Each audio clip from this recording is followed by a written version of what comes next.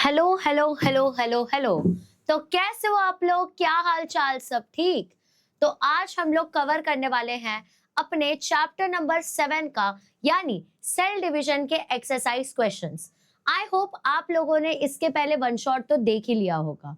वो one shot काफी ज्यादा डिटेल में आपको पढ़ाया गया है, तो मेक श्योर कि पहले आप वो वन शॉट देखो, उसके बाद आप एक्सरसाइज क्वेश्चंस के ऊपर बढ़ो। ठीक है? तो अगर आपने देख लिया है वन शॉट तो मुझे कमेंट करके जरूर बता देना कैसा है वन शॉट।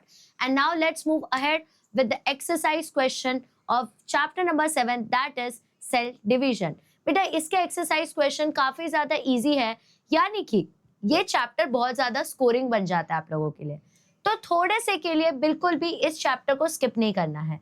साथ ही साथ ये जो चैप्टर आप लोगों के 12th स्टैंडर्ड में भी काफी ज्यादा आपको यूजफुल पड़ने वाला है।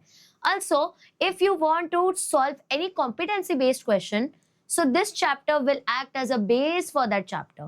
Okay, let's move ahead. अब हम लोग सबसे पहला क्वेश्चन करने वाले हैं, जिसमें हम लोगों को चूज करना है करेक्ट ऑप्शन। टेक्स्ट बुक आपने निकाल लिया होगा। जो चीजें टेक्स्ट बुक में टिक करने से बन जा रही है उनको डायरेक्टली उधर टिक कर लो। जो नहीं वहां पे बन पा रही है, no worries, you can write it down as well.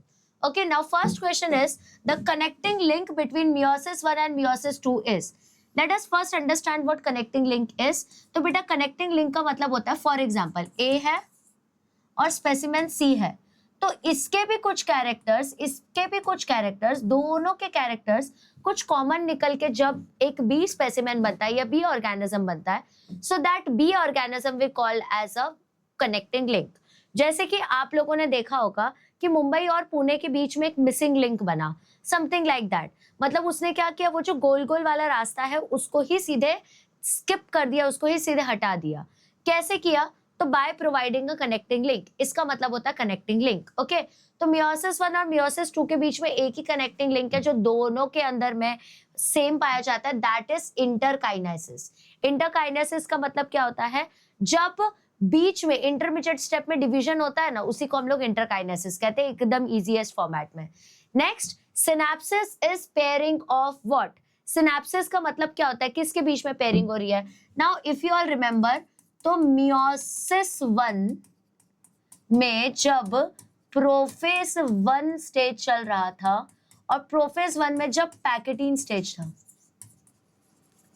तो उसके अंदर क्या होता है, ऐसे दो होमोलोगस क्रोमोसोम्स होते हैं और वो होमोलोगस क्रोमोसोम्स जो है अचानक से आपका सिनेप्सिस फॉर्म करते हैं, और सिनेप्सिस फॉर्म करने के बाद वो इतने क्लोज आ जाते हैं कि वो जेनेटिकली रिकम्बाइन कर जाते हैं। ठीक है, तो सिनेप्सिस की जो पेयरिंग हो रही है, जो दोनों एक दूसरे के साथ आ रहा है, तो it is between homologous chromosome. कैसे याद रखना पता है? रिश्ता बराबरी में की जाती है। तो अगर क्रोमोसोम्स होमोलोगस नहीं होंगे, बराबर के नहीं होंगे, तो हम उनको रिश्तेदार मानेंगे ही नहीं। ओके, नेक्स्ट देख लो, spindle apparatus is formed during which stage of mitosis? Now if you all remember, अगर स्पिंडल फाइबर्स नहीं होंगे तो जो आप लोगों के एनाफेज में, जो आप लोगों के एनाफेज में बनाना के शेप में सारे के सारे क्रोमोसोम्स अरेंज हो जाते हैं, वो नहीं हो पाएंगे। तो कौन से स्टेज में वो होना स्टार्ट हो जाता है? तो जब हमने पूरा का पूरा माइटोसिस मियोसिस पढ़ा तो उसमें ही अपने को पता है कि प्रोफेज स्टेज में, राइट? तो यस बेटा, स्पिंडल अपैरेटस जो है वो किस टाइम पे फॉर्म हुआ था? तो प्रोफेज के टाइम पे। Next question, chromosome number of a cell is almost double during dash. तो जब बेटा एस फेज होता है, सिंथेसिस फेज होता है, उस टाइम पे वो डबल हो जाता है, क्योंकि अब तो बेटा प्रोडक्शन नया नया हुआ है, मतलब डिवीजन होने ही वाला है। ठीक है, next question, how many meiotic division are necessary for formation of 80 sperm?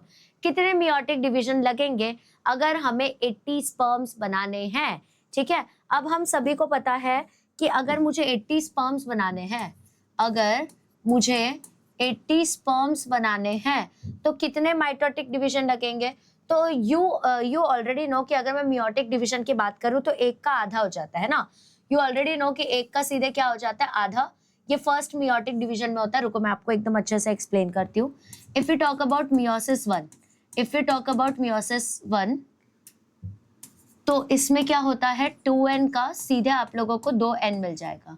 इसको हम लोग कहते हैं रिडक्शनल डिवीजन। ब्रैकेट में लिख दो, रिडक्शनल डिवीजन।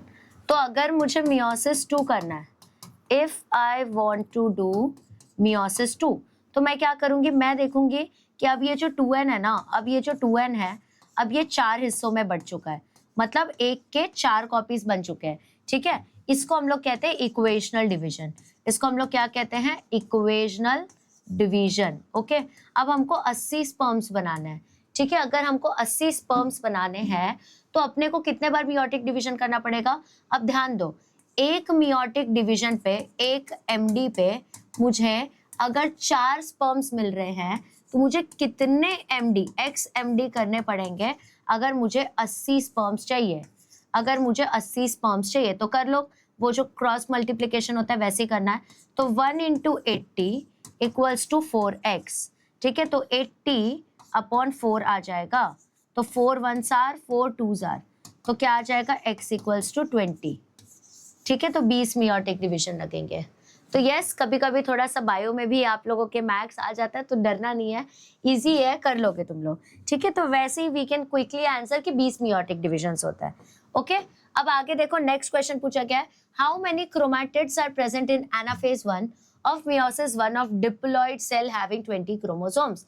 अब बेटा, अगर मैं आपको बोल रही हूँ 20 क्रोमोसोम्स है, अगर 20 क्रोमोसोम्स है तो देखो, दिस इज कंप्लीट क्रोमोसोम, ठीक है, this is a complete chromosome. But ये जो एक अकेला सेट आपको दिख रहा है ना, this is first chromatid, and ये जो दूसरा सेट दिख रहा है, दिस इज सेकंड क्रोमैटिड।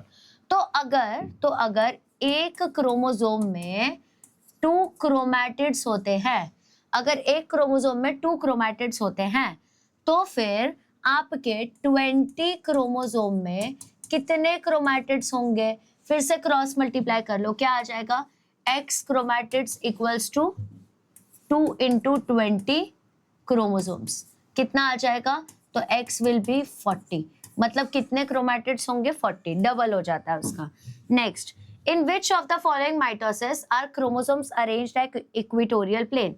कौन से स्टेज ऑफ माइटोसिस में ऐसा होता है कि वो इक्वेटोरियल प्लेन पे हो जाता है। तो इफ यू रिमेंबर, जब हम डायग्राम बना रहे थे, हमने ऐसा बनाया था कि these are arranged on the equatorial plane, ऐसे अपोजिट साइड्स में वो अरेंज हो जाते हैं, सो दैट अब उन लोग एनाफेज के टाइम पे अलग अलग भी ढंग से हो पाए, ठीक है। तो यह metaphase is the correct answer. Next question, find the incorrect statement. क्या दिया हुआ है इनकरेक्ट स्टेटमेंट में, मल्टीपल स्टेटमेंट है, उसमें से करेक्ट आंसर बनेगा daughter nuclei are formed at metaphase. तो बेटा मेटाफेज के ही टाइम पे डॉटर न्यूक्लियास ऑलरेडी बन जाते हैं, क्योंकि मेटाफेज के टाइम पे दे ऑलमोस्ट गेट इंटीमेशन कि अब उन लोगों को ऑलरेडी अलग होना है, ठीक है। अब नेक्स्ट है, histone proteins are synthesized during which phase. अब इफ यू रिमेंबर, अपना डीएनए जो होता है वो 2.2 मीटर लॉन्ग है। इतने बड़े डीएनए को अगर छोटे से सेल में अगर मुझे डालना है, तो I need to wrap it up properly. Wrap करने के लिए मुझे हिस्टोन प्रोटीन लगेगा। तो क्वेश्चन ये है कि histone protein is very essential. तो हिस्टोन प्रोटीन एग्जैक्टली कौन से स्टेज में सिंथेसाइज होता है, सिंथेसाइज यानी बनता है, तो बेटा that happens in S phase, यानी कि सिंथेसिस फेज। नाम से सुनो, synthesize, synthesis phase. Okay, it's very easy, bio बहुत इजी है अगर आप उसको समझ के चलो। अब ये क्वेश्चन भी देखो कितना बढ़िया क्वेश्चन है। मैं आप लोगों को ये एक्सरसाइज क्वेश्चन क्यों कराती हूँ, because this makes your preparation extremely easy बेटा, है ना, इजी हो जाता है प्रिपरेशन। आगे देखो, while observing a slide a student observe many sales with nuclei. जब एक स्लाइड ऑब्जर्व किया जा रहा था, तो एक बच्चे ने एक स्लाइड देखा जिसके ऊपर बहुत सारे न्यूक्लियाई थे। Some nuclei were bigger than the others, but the nuclear membrane was not so clear. कुछ न्यूक्लियाई दूसरों से बड़े थे, दूसरे न्यूक्लियाई से बड़े थे, बट उनका न्यूक्लियर मेम्ब्रेन क्लियर नहीं था। टीचर इन्फर्ड का मतलब क्या होता है, इन्फरेंस निकालना। आप लोग एक्सपेरिमेंट में इन्फरेंस निकालते हो, कंक्लूजन निकालते हो, वही। तो teacher inferred it as one of the phases in cell division. उन्होंने बोला कि ये जो तुम देख रहे हो ना कि बहुत सारे न्यूक्लियाई है, किसी किसी का न्यूक्लियर मेम्ब्रेन भी नहीं दिख रहा है, तो बेटा ये सेल डिवीजन का एक फेज है। तो तुम बताओ कि कौन सा फेज वो हो सकता है। तो देखो, ये है बेटा प्रोफेज। क्या है बेटा, प्रोफेज है। प्रोफेज के ही टाइम पे तो क्या होता है, क्रोमैटिन फाइबर जो है वो धीरे धीरे कंडेंस होना स्टार्ट होता है, ठीक है, और न्यूक्लियर मेम्ब्रेन डिसअपियर होना स्टार्ट होता है।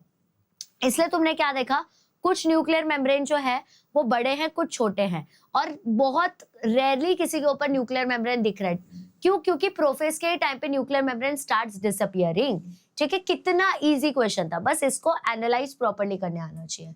ओके, नाउ नेक्स्ट चीज क्या है, द न्यूक्लियोलस ग्रेजुअली डिसअपियर्स। अब बेटा देखो सबसे पहली चीज क्या होती है, जो आप लोगों का न्यूक्लियर मेम्ब्रेन है वो गायब होने लगता है, न्यूक्लियोलस जो था अंदर वो गायब होने लगता है, स्पिंडल फाइबर फॉर्म होना शुरू होता है क्योंकि उसको तो होल्ड करके अपने पास जो क्रोमैटिड से उसको लेके आना है ना, तो इसलिए जो टीचर सेल बता रही थी वो ऑब्जर्व्ड सेल जो है वो प्रोफेज के स्टेज में है, क्योंकि इसी टाइम पे सारी चीजें डिसअपियर होना स्टार्ट हो जाती है।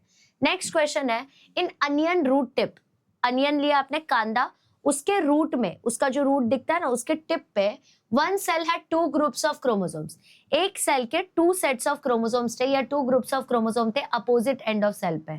तो in which phase of mitosis is the cell, क्या बोला गया, अपोजिट एंड पे प्रेजेंट है, यानी कि एनाफेज। रिमेंबर अन्ना मतलब बनाना, अन्ना लाइक्स बनाना, तो वो सब ऐसे साइड हो जाते हैं, इसलिए यहाँ पे जैसे ही अपोजिट एंड आ गया आपके दिमाग पे चमकना चाहिए कि एनाफेज के बारे में बात चल रही है। मतलब the diagram will something look like this, क्योंकि स्पिंडल फाइबर ने क्या किया है, एक तरीके से उनको खींच लिया है। तो ऐसा अगर आपको डायग्राम दिख रहा है तो it's clear that the stage which we are talking about is anaphase. अब देखो एनाफेज के टाइम पे तो सेंट्रोमियर डिवाइड होता है, सेंट्रोमियर डिवाइड होने का मतलब ये तुम लोगों का जो क्रोमोसोम है इसका सेंट्रोमियर अलग हो रहा है ना, डिवाइड ही तो हो रहा है ना, और सिस्टर क्रोमैटिड सेपरेट हो रहे हैं एक दूसरे से, डॉटर क्रोमोसोम्स एक दूसरे से अपोजिट पोल में जाते जा रहे हैं, इस वजह से जो तुमको दो डिस्टिंक्ट, दो अलग अलग ग्रुप दिख रहा है उसको तुम एनाफेज कहते हो। इसलिए मैं क्या कही यहाँ पे, जैसे मैंने ये कंडीशन देखा तो मैंने क्या कहा कि the cell is in anaphase. जैसे आप देख लिया ना कि वो अपोजिट एंड्स पे जाके खड़े हैं, इट इज वेरी क्लियर कि we are talking about anaphase here. Okay, अब नेक्स्ट बात करूंगी मैं, cancerous cells were shown to students. Teacher commented if there had been proper control at one phase of the cell cycle, cancer would have not occurred. Which phase was referred to? Cancerous cell, ऐसे cell जो कि cancer जिनको हो चुका है, unwanted या फिर uncontrolled growth जब हो जाती है तो उसको हम लोग कैंसरस सेल कहते हैं। तो वो सेल जब टीचर स्टूडेंट को दिखा रही थी तो उस टाइम पे टीचर उनको बोलती है कि अगर ये सेल का ग्रोथ, अगर ये सेल का डिवीजन एक टाइम पे कंट्रोल कर लिया होता सेल साइकिल के अंदर तो आज ये सेल कैंसरस नहीं बनता। That is what she was inferring to. तो क्वेश्चन क्या है कि कौन से फेज की बात करें, कौन से फेज में कंट्रोल कर सकते हैं। तो देखो जो आप लोगों के सेल साइकिल का जीवन फेज है ना, उसको ही हम लोग क्या कहते हैं, चेक पॉइंट। क्यों? क्योंकि वो रेस्ट्रिक्शन पॉइंट भी होता है। अब जो आप लोगों का जीवन चेक पॉइंट है वो क्या रेगुलेट करता है कि क्या सेल को और आगे बढ़ना चाहिए, रेप्लिकेट करना चाहिए कि वो डीएनए और बना पाए। अगर डैमेज डीएनए को रिपेयर किया गया before entering into S phase, तो देखो मतलब उनका काम क्या होता है बेसिकली, इस टाइम पे उन लोगों को ये मेक श्योर करना होता है कि एनी हाउ जितना सेल का डिवीजन रिक्वायर्ड है उतना ही सेल डिवाइड हो, क्योंकि अगर चेक पॉइंट पे सेल्स ज्यादा डिवाइड हो गए तब वो कैंसरस सेल में कन्वर्ट हो जाता है। ठीक है, तो देखो damage DNA is repaired before entering into the S phase. अब आपका जीवन फेज हो गया, एस फेज में जाने से पहले ही सारे डैमेज डीएनए को रिपेयर करना पड़ता है। And if DNA damage is severe, the cell cycle is stopped और the cell undergoes एप्टोसिस।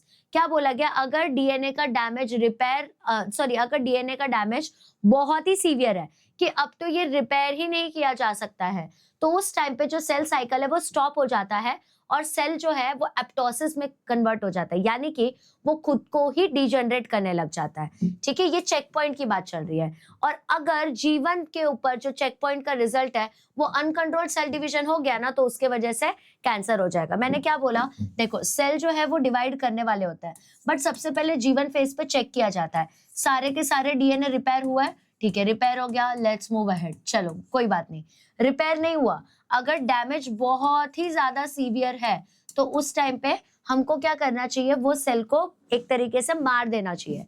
If we fail to do that, अगर हम लोग वो सेल को नहीं मार पाए सही टाइम पे, तो यही सेल इतना ज्यादा डिवीजन कर लेगा कि वो कैंसरस में कन्वर्ट हो जाएगा। वो अपना पॉइंट ये है कि टीचर कौन से पॉइंट के लिए रिफर कर रही थी, तो she was referring to G one phase, वही आप लोगों का चेक पॉइंट है। ठीक है, now let's move ahead. Next question, two genes are located on the same chromosome. दो जीन्स जो है वो सेम क्रोमोसोम के ऊपर लोकेटेड है। ठीक है, लोकेटेड मतलब प्रेजेंट होना। अब तुम सिंपल सी बात है यार, आपका डीएनए जब बहुत ज्यादा कंडेंस हो जाता है, बहुत ज्यादा एक जगह आ जाता है, तो वो क्या करते हैं, वो क्रोमोसोम बनाते हैं। अब आपको पता है डीएनए का ही छोटा पार्ट जो होता है वो जीन होता है, डीएनए का सेगमेंट जीन होता है, तो ऑब्वियसली क्रोमोसोम के ऊपर वो जीन प्रेजेंट होगा। तो पूछा गया क्वेश्चन, अगर दो जीन्स उसी सेम क्रोमोसोम के ऊपर है, so will they always be separated from each other? तो क्या वो हमेशा एक दूसरे से सेपरेट हो जाएंगे जस्ट बिकॉज क्रोमोसोम भी सेपरेट होता है? तो आंसर विल बी नो, क्योंकि जीन्स जो कि सेम क्रोमोसोम पे प्रेजेंट है ना, वो लिंक्ड जीन्स है। अब ये लिंकेज और रिकॉम्बिनेशन आप लोग 12th स्टैंडर्ड में बहुत डिटेल में पढ़ोगे, but I will explain you थोड़ा सा। अब मान लो कि ये आपका क्रोमोसोम है और ये दोनों जीन्स इसके ऊपर है, तो आप लोग कॉल करके नहीं बोलते हो कि अपने दोस्त को, भाई तू कॉलेज आ रहा है क्या? अच्छा तू नहीं आ रहा कॉलेज, छोड़ मैं भी नहीं आता हूँ, मन नहीं कर रहा है। तो जो बेस्ट फ्रेंड्स होते हैं वो वही करते हैं जो अपना दोस्त करता है। ये लोग वैसे ही बेस्ट फ्रेंड्स हैं। अगर मेरा भाई नहीं जाएगा तो मैं भी नहीं जाऊंगा, अलग नहीं होते ये लोग। ट्रू बेस्ट फ्रेंड्स है ये लोग। तो लिंक जीन्स जो है ये जनरली साथ में पास ऑन हो जाते हैं ऑफस्प्रिंग में। और जब इन दोनों के बीच का डिस्टेंस अगर बढ़ गया, मान लो कि ये दोनों लिंक्ड जीन का बीच का जो डिस्टेंस है, इनकी जो दूरियां है वो बढ़ गई, तब ये लोग अलग अलग हो जाएंगे या रिकम्बाइन करेंगे, मतलब वेरिएशन क्रिएट करेंगे। बट जब तक इनका डिस्टेंस कम है तब तक you can not see any variation. Okay, ये तभी के तभी सेपरेट होंगे अगर क्रॉसिंग ओवर होगा, यानी कि जेनेटिक रिकॉम्बिनेशन होगा तो ही, नहीं तो ये बिल्कुल नहीं होने वाला है। ठीक है, इतना चीज तुमको पता होना चाहिए। अब नेक्स्ट क्वेश्चन पूछा गया है, students observe reproduction in paramecium, they objected that there was no disappearance of nuclear membrane or spindle formation. How can it be called cell division? अब स्टूडेंट्स लोग जो थे उन्होंने ऑब्जर्व किया पैरामीशियम के अंदर सेल डिवीजन। उनने बोला यार आपने तो बोला था कि यार सेल मेम्ब्रेन डिसअपियर होने लग जाता है, स्पिंडल फाइबर्स आने लगता है, पैरामीशियम में तो ऐसा कुछ नहीं हुआ, तो मैं कैसे मान लूं कि पैरामीशियम में भी सेल डिवीजन हुआ है? तो ध्यान से सुनो, जो आप लोगों का पैरामीशियम है ना, ये अमाइटोसिस दिखाता है ना। What is अमाइटोसिस? अमाइटोसिस का मतलब होता है डायरेक्टली सेल डिवीजन दिखाना। डायरेक्ट सेल डिवीजन मतलब ये जो बीच के स्टेजेस होते हैं वो ये सारी चीजें स्किप कर देता है, क्योंकि यहाँ पे बाइनरी फिशर होता है। मतलब मान लो ये तुम्हारा पैरामीशियम है, ये ऐसे बीचों बीच कट जाएगा तो यहाँ पे दो पैरामीशियम आ जाएंगे, तो यहाँ पे तो पूरा का पूरा बॉडी ही डिवाइड हो रहा है, सेल की क्या ही बात करोगे। तो in amitosis nucleus divides by simple constriction. यहाँ पे अमाइटोसिस के टाइप पे न्यूक्लियस देखो कैसे डिवाइड होता है। मान लो दिस इज पैरामीशियम, ओके, अब पैरामीशियम का मान लो दिस इज न्यूक्लियस, तो अब क्या होगा पता है क्या? कुछ इस तरीके का अपीयरेंस हो जाएगा। ये देखो कंस्ट्रक्शन, मतलब एक छोटे से ऐसे डिवीजन से डिवाइड होते हुए दिखेगा। ये देखो, समझे? इस तरीके से आपको ये डिवाइड होते हुए दिखेगा। तो पैरामीशियम जो है ये इस तरीके का डिवीजन दिखाता है, बेसिकली अमाइटोसिस दिखाता है। इसलिए तुम लोगों को कोई स्पिंडल फाइबर भी नहीं दिख रहा, क्योंकि स्पिंडल फाइबर तभी दिखेगा ना जब मुझे होमोलोगस क्रोमोसोम्स को अलग करना है। I don't want to disappear और I don't want to make homologous chromosome separate. मैं क्यों ही करूंगी उसको, जब मैं छोटा सा सेकेंडरी कंस्ट्रक्शन करके पैरामीशियम को या इसके जैसे जानवरों को अलग कर सकती हूँ। नेचर कोई भी जगह पे एक्स्ट्रा इन्वेस्ट ही नहीं करता, इसकी वजह से ना न्यूक्लियर मेम्ब्रेन डिसअपियर हो रहा है डिवीजन के टाइम पे, ना कुछ और हो रहा है। तो इतना याद रखो, ये है सेल डिवीजन नहीं, बट इट इज अमाइटोसिस। अमाइटोसिस मतलब क्या हो गया? डायरेक्ट सेल डिवीजन, जो कि एकदम छोटे से ऑर्गेनिजम्स में यूजुअली होता है। ओके, अब आगे देखो, नेक्स्ट क्वेश्चन है, is meiosis responsible for evolution? Justify your answer. Now next question is कि क्या मियोसिस रिस्पॉन्सिबल है इवोल्यूशन के लिए? अब इवोल्यूशन का मोटा मोटी मतलब होता है जो आप लोगों के स्लो छोटे छोटे चेंजेस होते हैं ना बेटा, जो आप लोगों के स्लो छोटे छोटे चेंजेस होते हैं, देखो स्लो ग्रेजुअल चेंजेस,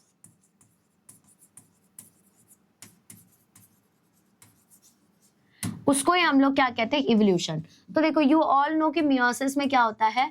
भर भर के जेनेटिक रिकॉम्बिनेशन, भर भर के जेनेटिक रिकॉम्बिनेशन होता है। तो बेटा genetic recombination leads to variation, और बेटा जहां पे वेरिएशन आएगा तो उसके वजह से इवोल्यूशन तो होगा ही, है ना।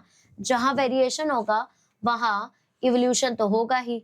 एक मिनट, स्क्रीन बंद हो गई, दिख रही है मुझे। ओके, ठीक है, तो यस डेफिनेटली मियोसिस मतलब जेनेटिक रिकॉम्बिनेशन, मतलब वेरिएशन होगा, और वेरिएशन होगा मतलब that will definitely have a effect on this thing, on your evolution. Okay, तो yes the answer is correct. Meiosis जो है वो जेनेटिक वेरिएशन क्रिएट करता है, जो कि मैंने ऑलरेडी लिखा। अब क्रॉसिंग ओवर जो आपके पैकेटिंग स्टेज में मैंने आप लोगों को बताया था कि होता रहता है, तो उस टाइम पे होगा। पैकेटिंग स्टेज में सिनेप्सिस वगैरह फॉर्म हो रहा है and due to that crossing over हो जाता है।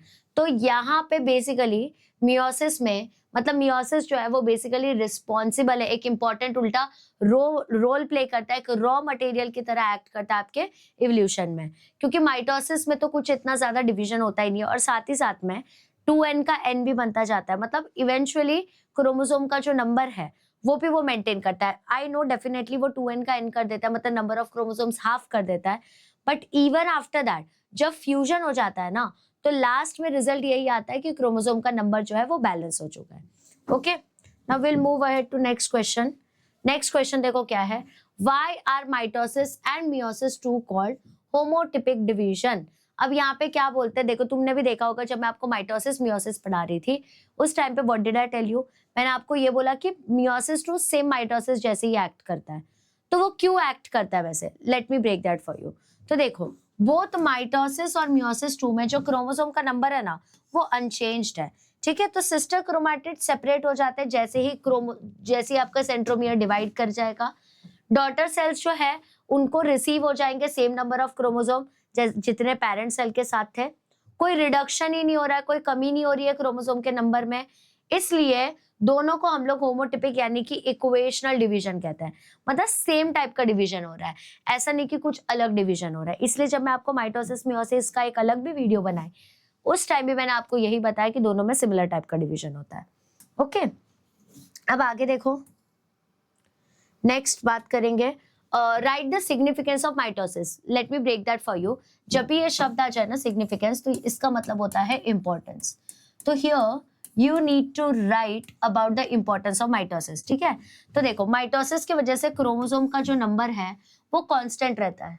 मतलब इफ यू हैव फिक्स्ड कि भाई अपने पास तो मान लो 46 ही क्रोमोसोम्स है, तो माइटोसिस की वजह से क्या होता है 2n का 2n ही है, 2n का 2n ही है, मतलब क्रोमोसोम का नंबर हटता नहीं है, ठीक है। अब माइटोसिस है, माइटोसिस जो है वो स्पेसिफिकली आपके सोमैटिक सेल के डिवीजन के लिए होता है। सोमैटिक सेल का डिवीजन का मतलब क्या होता है, जो आपके बॉडी के ग्रोथ और डेवलपमेंट के लिए रिस्पॉन्सिबल हो, ठीक है। तो it helps in growth by increasing the number of cells. जैसे जैसे अपने सेल्स बढ़ते जाएंगे वैसे वैसे हमारा ग्रोथ होते जाएगा, हमारी हाइट बढ़ने से लेके हमारा वेट बढ़ने से लेके हमारा लेंथ बढ़ने, सब कुछ माइटोसिस के अंडर होता है, ठीक है। अब ये क्या करता है, ये टूटे फूटे सेल, मतलब जो डैमेज सेल है वॉर्न आउट, और जो मतलब ये जो टूटे फूटे सेल हो गए, जो डैमेज सेल हो गए, उनको क्या करते हैं वो लोग रिपेयर भी करते हैं और हील भी करते हैं, और इस वजह से असेक्सुअल रिप्रोडक्शन भी हो पाता है। मतलब जो असेक्सुअली रिप्रोड्यूसिंग ऑर्गेनिज्म है वो लोग सिर्फ और सिर्फ माइटोटिक डिवीजन ही करते हैं, ठीक है। और इस वजह से जेनेटिक स्टेबिलिटी भी होती है। कैसे, तो genetically identical daughter cells produce करके, ठीक है। तो अब देखो जेनेटिकली आइडेंटिकल डॉटर सेल से मतलब प्योर लाइंस बन रहा है। अब इन दोनों में तो एकदम आइडेंटिकल ही चीज होगा, क्योंकि कोई और पेरेंट का इन्वॉल्वमेंट नहीं है, कोई जेनेटिक रिकॉम्बिनेशन नहीं है। तो अगर आपको प्योर लाइंस डेवलप करना है तो you should go for this, okay. मतलब we don't have choice, but ठीक है। अब नेक्स्ट पूछा गया है, enlist the different stages of prophase 1। Prophase 1 के अलग अलग स्टेजेस बताने, ठीक है। तो इसको याद करने का एक ट्रिक बता देती हूँ आप लोगों को, कैसे याद करोगे आपको पता है क्या, लेजी पड़ी दी। कितने इजी इजी क्वेश्चन है, फालतू का टेंशन लेते हो। तो ले से आएगा लेप्टोटीन, जी से आएगा जाइगोटीन, पा से आएगा पैकेटिन, डी से आएगा डिप्लोटीन, और फिर से डी से आएगा डायाकाइनेसिस, ठीक है। तो क्या आ जाएगा, ले जी पड़ी दी, तो क्या आ जाएगा leptotene, zygotene, pachytene, diplotene and diakinesis, ठीक है। तो ये रहे आपके 5 स्टेजेस। अब आपको एक क्वेश्चन आया था कि draw a well labelled diagram and write the explanation with the help of suitable diagram describe the cell cycle, ठीक है। तो अब देखो इस तरीके का आपका सेल साइकिल होता है, G1 फेज होता है, ठीक है। उसके बाद में G2 फेज होगा, S phase and M phase. अब देखो क्या क्या होता है, G1 फेज मतलब पूरा ग्रोथ का फेज, ग्रो होते जा रहा है, ग्रो होते जा रहा है, मतलब सेल्स कंटिन्यूअसली डिवाइड करते जा रहे हैं, ओके। फिर उसके बाद में आपको S फेज दिख रहा होगा, दैट इज डीएनए का सिंथेसिस फेज। मुझे डीएनए वगैरह बनाना है, डीएनए अगर डैमेज हो रहा है तो वो सारी चीजों को भी मेरे को मेंटेन वगैरह करना पड़ेगा, ठीक है। Then you have G2 phase. G2 phase में ग्रोथ और प्रिपरेशन हो जाता है कि अब माइटोसिस में हम अपने को जाना है, और M देखोगे तो माइटोटिक सेल डिवीजन स्टार्ट होता है। सबसे पहले आया G फेज, G फेज के बाद में S फेज, फिर G2 फेज, फिर M फेज। फिर से रिपीट करेंगे, G1 S, G2 M। इस तरीके से पूरा का पूरा सेल डिवीजन जो है आपका गवर्न रहता है। ओके, अब एक एक करके सबके बारे में एक्सप्लेनेशन भी सुन लेते हैं, ठीक है। अब देखो, जो सेल साइकिल है ये एक सीक्वेंस है इवेंट्स का। आप देख रहे हो लाइन से चलते जा रहा है। इसके अंदर में इंटरफेज और एम फेज प्रेजेंट होता है, जिसको हम लोग माइटोटिक फेज भी कहते हैं। ओके, अब इंटरफेज जो होता है ये सबसे लॉन्गेस्ट फेज है, सबसे बड़ा फेज है, और इसके अंदर में बहुत सी चीजें इंक्लूडेड है, जैसे कि G1 फेज। G1 का मतलब ये होता है कि इसमें सेल जो है वो ग्रो कर रहा है, प्रोड्यूस हो रहा है। किस किस चीज को प्रोड्यूस कर रहा है, तो प्रोटीन को, आरएनए को, सबको प्रोड्यूस करने का काम कर रहा है। अब अगर मैं एस फेज का बात करूं तो इसमें डीएनए का रेप्लिकेशन हो रहा है, हिस्टोन के जो प्रोटीन है वो बन रहे हैं, क्योंकि मुझे हिस्टोन का यूज भी करना है डीएनए को रैप अप वगैरह करने के लिए। After that you have G2 phase. G2 phase मतलब आपको सिंथेसिस करना है स्पिंडल प्रोटीन्स का। अगर मैंने स्पिंडल प्रोटीन्स का सिंथेसिस नहीं किया, प्रोडक्शन नहीं किया, तो मैं माइटोसिस के स्टेज पे कैसे सेपरेट कर पाऊंगी ना होमोलोगस क्रोमोसोम को, इसलिए। और एम फेज के टाइम पे जो न्यूक्लियस है वो डिवाइड होता है माइटोसिस के through, and it is followed by cytokinesis. Mitosis के थ्रू डिवाइड होता है और उसमें साइटोकाइनेसिस भी आता है। साइटोकाइनेसिस मतलब डिवीजन ऑफ साइटोप्लाज्म। फिर माइटोकाइनेसिस में माइटोसिस में prophase, metaphase, anaphase and telophase होता है, एंड उसके बाद आप लोग कैरियोकाइनेसिस में एंटर कर जाते हो। कैरियोकाइनेसिस हो गया मतलब आपका न्यूक्लियस डिवाइड, और एक बार न्यूक्लियस डिवाइड हो गया तो उसके बाद में आप लोग साइटोकाइनेसिस में जाते हो, जिससे आपका सेल भी, जो आपका पूरा साइटोप्लाज्म है वो भी डिवाइड हो जाएगा, ठीक है। कुछ इस तरीके का आपका सीक्वेंस होता है। Now you have very repetitive distinguish between mitosis and meiosis, बचपन से करते आए हो। माइटोसिस बेटा सोमैटिक सेल्स के अंदर में होता है, जो कि बॉडी की ग्रोथ और डेवलपमेंट के लिए रिस्पॉन्सिबल है। मियोसिस जो है ये जर्म सेल्स के अंदर होता है। जर्म सेल्स मतलब जो स्पर्म और ओवम है उनके बीच में। माइटोसिस जो है इसके अंदर सिर्फ एक ही बार न्यूक्लियर डिवीजन होगा, बट मियोसिस में 2 बार न्यूक्लियर डिवीजन होगा। 2n का n, n के 4n, ठीक है। अब माइटोसिस में क्या होते हैं, सिर्फ 2 डॉटर सेल्स प्रोड्यूस होता है, बट मियोसिस में 4 डॉटर सेल्स प्रोड्यूस होता है। क्रोमोसोम का नंबर जो है वो अनचेंज रहता है, 2n का 2n ही रह जाता है, बट मियोसिस में क्रोमोसोम का नंबर 2n से n हो जाता है, क्योंकि ये रिडक्शन डिवीजन है ना बेटा। अब जो डॉटर सेल्स है वो जेनेटिकली आइडेंटिकल होते हैं, क्योंकि कुछ डिफरेंस ही क्रिएट नहीं हुआ, तो ऑब्वियसली जेनेटिकली आइडेंटिकल होंगे। और मियोसिस में जो डॉटर सेल्स है ये जेनेटिकली डिफरेंट है। क्यों? क्योंकि मियोसिस 1 के पैकेटिन स्टेज में, मियोसिस 1 में, प्रोफेज 1 में पैकेटिन स्टेज में सिनेप्सिस बन के जेनेटिक रिकॉम्बिनेशन हो जाता है, तो इसकी वजह से डिफरेंस क्रिएट होता है।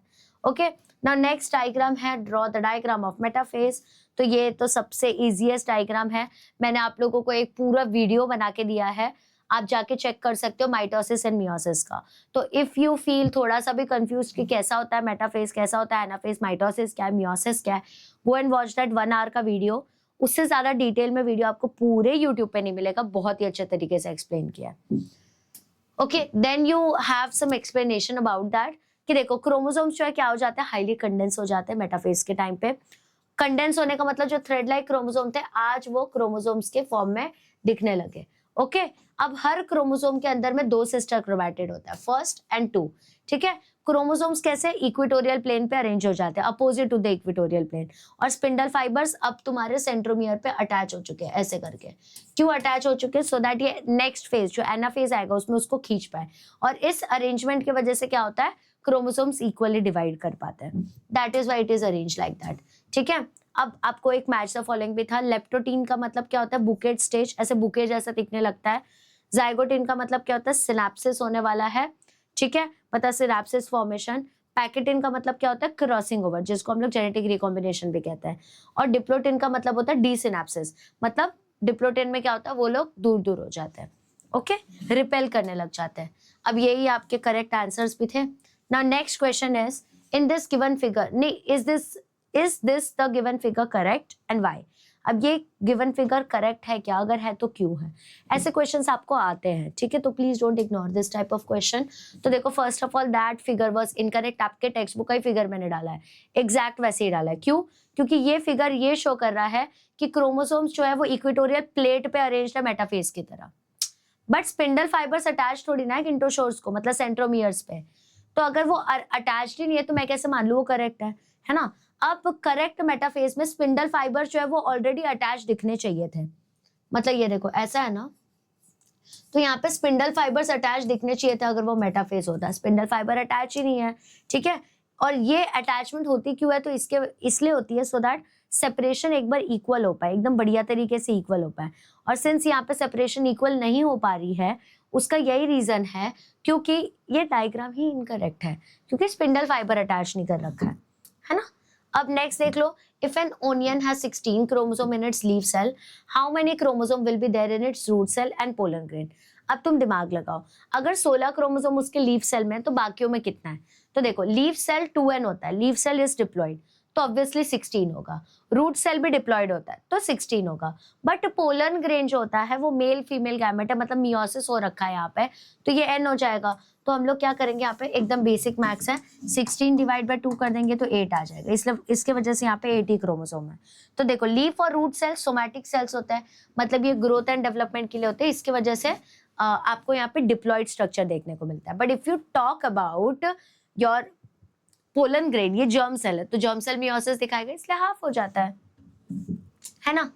अब वो हाफ क्यों दिखा रहा है, अब समझ आया आप लोगों को, क्योंकि पोलन ग्रेन्स क्या होते हैं, आपके जर्म सेल्स है, मेल जर्म सेल्स है, तो ऑब्वियसली वो तो दिखाएंगे ही डिवीजन, है ना। अब नेक्स्ट लास्ट क्वेश्चन है, identify the following phase of mitosis and label A and B. आपको इसमें से ए और बी का लेबलिंग करना, टेक्स्ट बुक में देख लो। तो फेज फिगर 1 में जो ये फेज दिख रहा है ना आप लोगों को, इसको मेटाफेज कहते हैं।